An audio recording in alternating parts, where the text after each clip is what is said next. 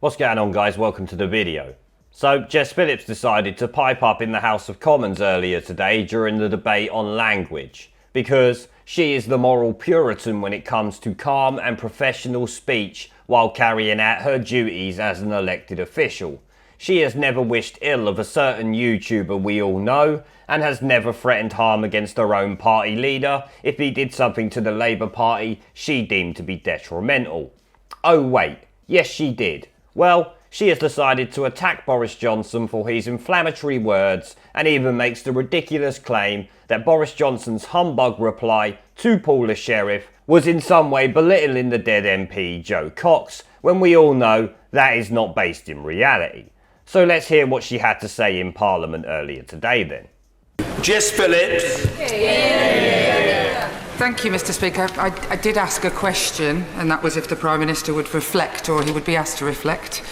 I'm just going to start by saying that I am not, and nobody in here is a traitor. Yes, you are, Jess. Every single one of you who are trying to block Brexit, wants a second referendum, or wants to revoke Article 50 are traitors. You are betraying the country's vote. How can you not be a traitor? Own up to what you are.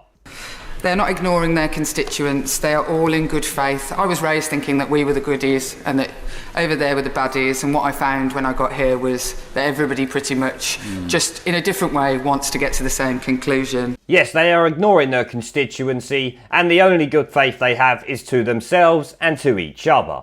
They do not give a fuck about what the British people want or voted for. She is right on one thing though. They all want to get to the same conclusion, which is one that best suits them and their EU masters. They are all self-serving scum we wouldn't piss on if they was on fire. And I will wager that, more so than the Prime Minister, I spend time in my constituency office loving and laughing with my constituents, no matter what they voted. I don't just want to probe into the idea that we all get abuse, and no doubt we're going to hear a lot of that today, because we all get abuse, and I've had a death threat this week that literally quoted the Prime Minister and used the Prime Minister's name and words in a death threat that was delivered to my staff. Yes, Jess, we know you spend time in your constituency office because we have seen the pictures of you with the printer you claimed you didn't have. I love how someone keeps coughing throughout her speaking though, like her words are making them feel sick, or he is choking on the bullshit coming out of her mouth, but she cannot help herself with this bullshit, claiming she got a death threat that quoted the PM's words, so therefore it's his fault. So if we use her logic, and I quote Jess Phillips' comments a while back saying she would stab Corbyn in the front if he did anything to hurt the Labour Party, would that be her fault? No, of course it wouldn't. What an idiot this woman truly is. So we know that it gets out.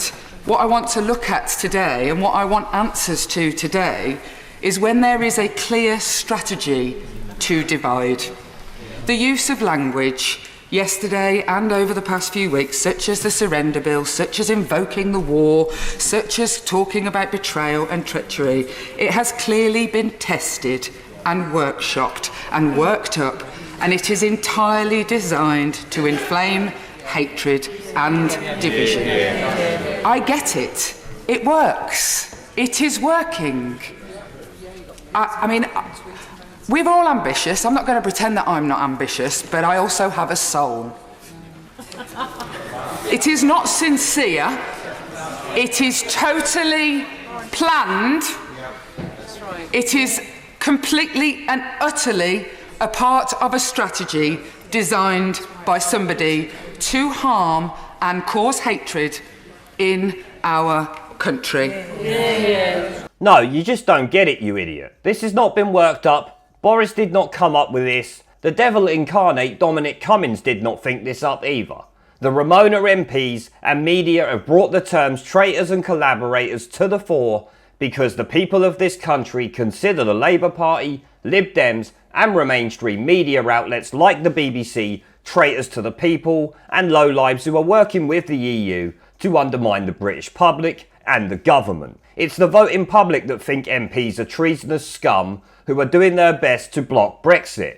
Boris Johnson and his team have inherited this situation, not created it. You and your remoaning bollocks that spread Project Fear with your baseless claims about the Armageddon of a no-deal Brexit have pissed people off to the point they consider you traitors. It's been clear for 3 years that this current crop of MPs in Parliament are the enemy of the people.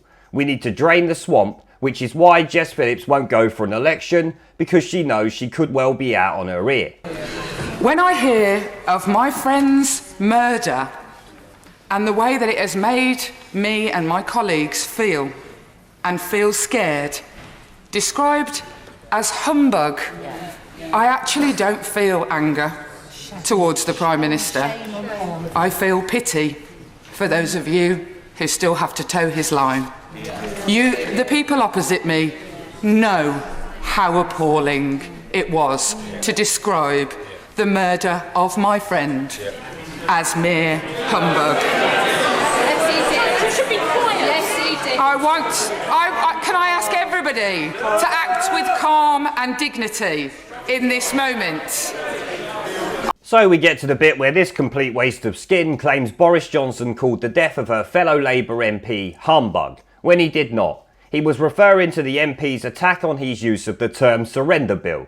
For Jess to sit there saying anything else is just complete bollocks. Even the Tory MPs call her out for the blatant bullshit she is coming out with. The House of Commons should be renamed to the House of Codswallop, since all they seem to do is talk shit, especially if they let this complete mong speak. I want to ask the Prime Minister to apologise and to tell him that the bravest, strongest thing to say is sorry. It will make him look good.